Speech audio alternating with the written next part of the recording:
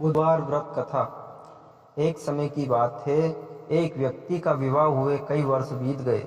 विवाह के बाद उसकी पत्नी एक बार अपने मायके गई हुई थी। पत्नी के मायके में रहने के कई दिनों बाद उसका पति अपनी पत्नी को विदा करवाने के लिए ससुराल पहुंचा। ससुराल में कुछ दिन तक रहने के बाद वह पत्नी को मायके से विदा करने की बात अपने सास ससुर से कहता है।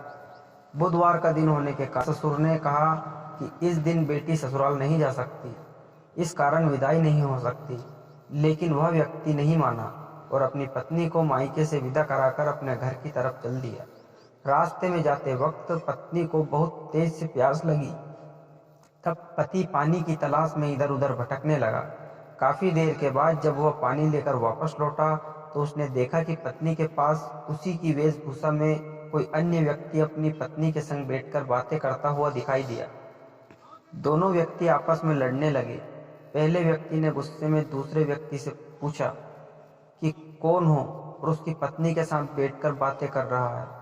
फिर आपस में लड़ने लगे। दूसरे व्यक्ति ने कहा कि यह मेरी पत्नी है। दोनों को बीच में भयानक लड़ाई होने लगी। तब वहां पर कुछ सिपाही आ गए और स्त्री से उसने असली पति के बारे में पूछने लगे। दोनों व्यक्ति को देखकर स्त्री हैरान हो गई कि मेरा पति कौन है। वह दुविधा में पड़ गई क्योंकि दोनों एक जैसे लग रहे थे।